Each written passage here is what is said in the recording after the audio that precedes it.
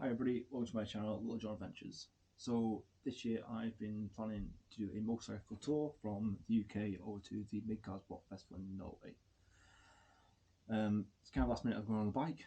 I had been planned to go by plane, but that's quite expensive, so we're going to stay away from that. So I'll be leaving the UK, driving over to Hull. I'll get the overnight ferry from Hull to the Netherlands. I'm going to drive through the Netherlands, Germany, Denmark, up to Sweden. I'm going to see a friend up there.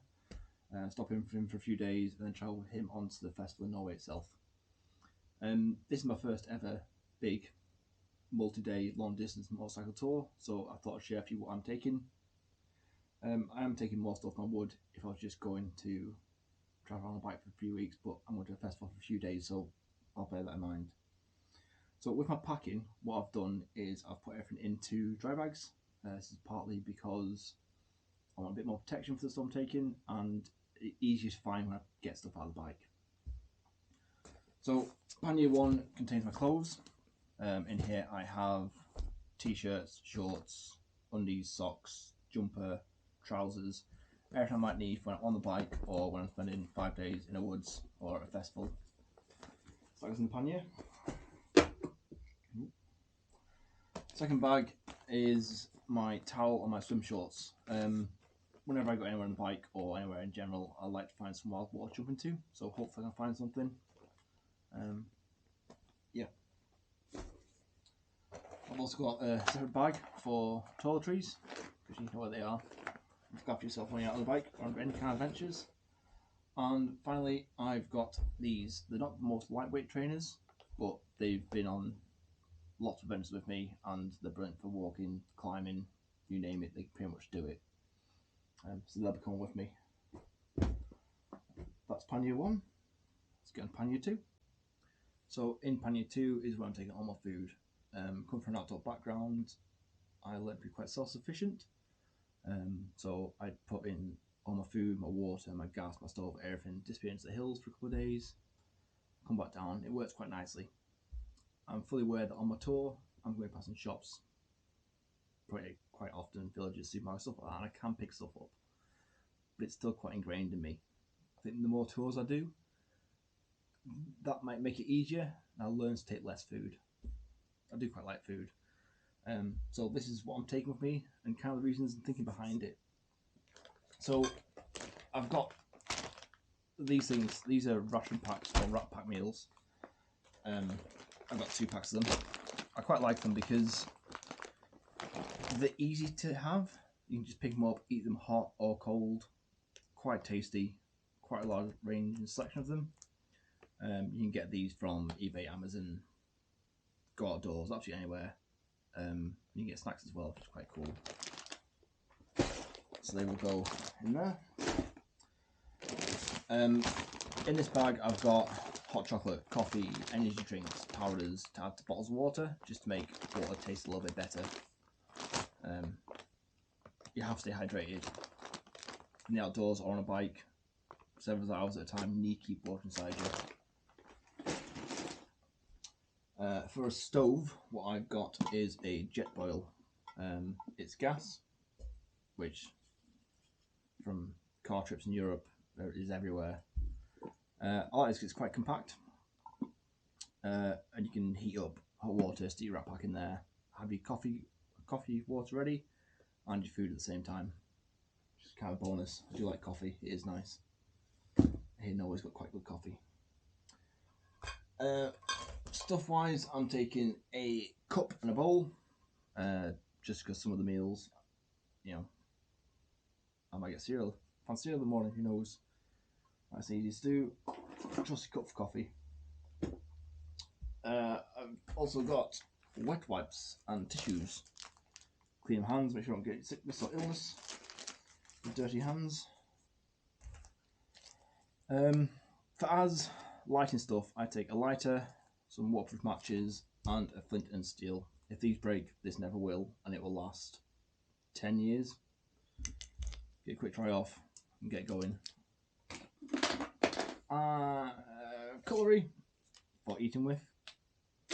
And last but not least, I've got my horn mug because the festival is a Viking festival, so yeah, mead. So camping kit and what I'm taking for camping. So I'm going to put everything into a holdall on top of the bike instead of a top box because I can strap it down better, make the weight a bit easier to travel with, and get more stuff in. What I use is a Oxford 70 litre. It's a pretty good bag to keep the stuff dry. It's quite easy to carry around with, but the straps keep breaking like the carry straps. Not a massive issue. Bag still works, but might just be I've got bad luck with the bag. Who knows? So the tent I'm taking is my go-to tent for the hills. It's a Peak 3.3. Lovely tent, absolutely lovely tent. The sleeping area is massive. It's 3 pairs of sleeping tents for me. Woohoo! This porch area is almost the same size as the sleeping area, which I think will probably be perfect for more wet camping because it means it is a really wet day and get changed inside the tent. My sleeping bag, although it is in a Hagloff stuff sack at the moment, it's not Hagloff. It is a Softy 9 from Snowpack. Brilliant bag. I've never been cold in it, never been too hot in it. It's quite lightweight for the size of it. So I am 6'1", 90 something kilograms, and I use this Exped down 9 LW. LW stands for long wide, so it fits my shoulders. It's 9 centimeters deep, so it's like sleeping on a bed. Totally warm. It's probably too much for this trip, but my other options are really thin foam mats, which I want a good night's sleep. You know, everyone likes to sleep. I'm also taking one of these things. A lot of people have them nowadays, the pack away chairs. This is by Trekology. It's a camping chair, it's great. So also in that bag, I'm going to take with me spare motorbike gloves. These are my winter ones, Gore-Tex, in case it rains, why not? I've got this, which is my Rab, not down, synthetic down hoodie. I can't remember the name off the top of my head, but I'll put it in comments or on the screen somewhere. Packs on quite nicely, very toasty and warm, very nice bag, comes with a hood. Also in here, I'm going to have my flip-flops for camp. I've had these for about 8 years, really comfy. They have bottle openers. It's extra bonus on them. The Reef somethings. Also in this bag, I'm going to take my first aid kit because any kind of travel, you're going to need a first aid kit. You might not ever use it. It might stay in your bag and never open. But I'd rather have it and not need it than need it and not have it. Last few bits in this bag. In case it gets cold, at any point, I've got a hat, a pair of gloves, a windproof buff by Blacks from Ghost Bikes. Works really well. Can't fault it at all. Also in this bag, I'm going to have a toolkit for any repairs and puncture repair kit.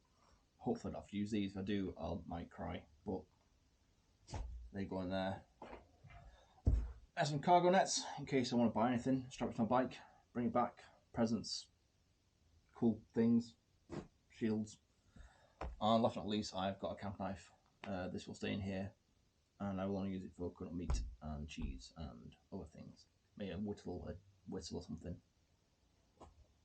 So moving towards the front of the bike now, I recently went to the ABR Festival 2022 down Wrigley Hall, and one of my riding buddies was there, and he had these cool army side pouches strapped to these crash bars on his bike.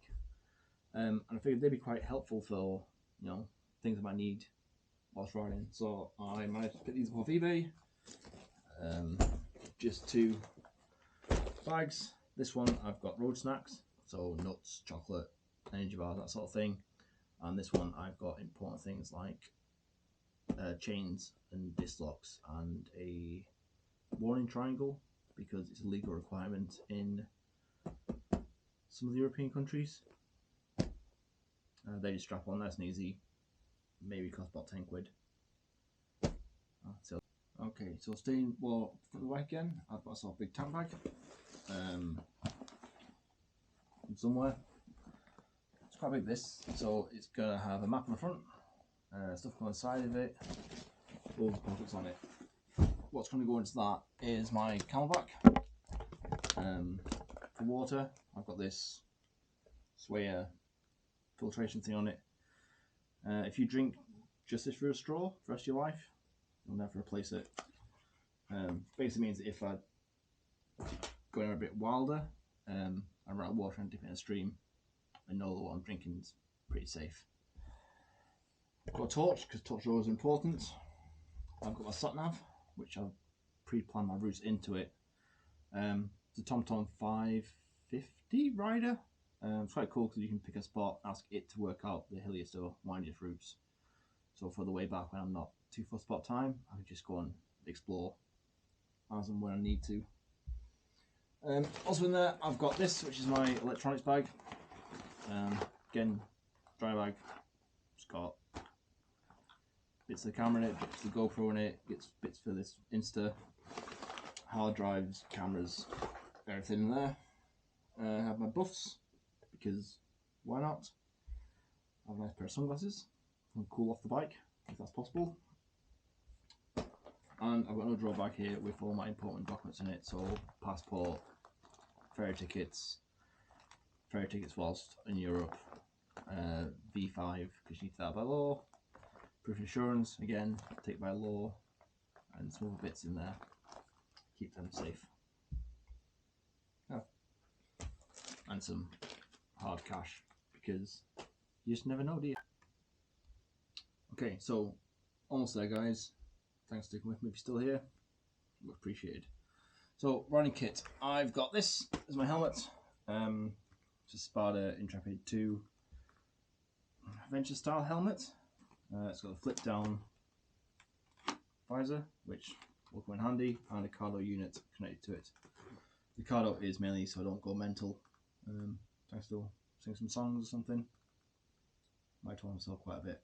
Really nice helmet. Good in the weather, good in the sunshine, nice open visor. Nice and cool. Another buff, because buffs are life. These are my normal riding gloves, the Revit Sand 4s. Wear them most year round. Really comfy glove, really good airflow. Nice and easy and light on your hands. My boots are Forma adventure boots. Really, really comfy boots. What I like about these boots is I can still walk up hills in them. The soles are still pretty good. I've had them for a year now, just over a year. They look a bit aged, a bit battered, but I use them for work as well. At work we use motocross and trials bikes and quad bikes and all the other shiny things. So they stood up pretty well the test of time.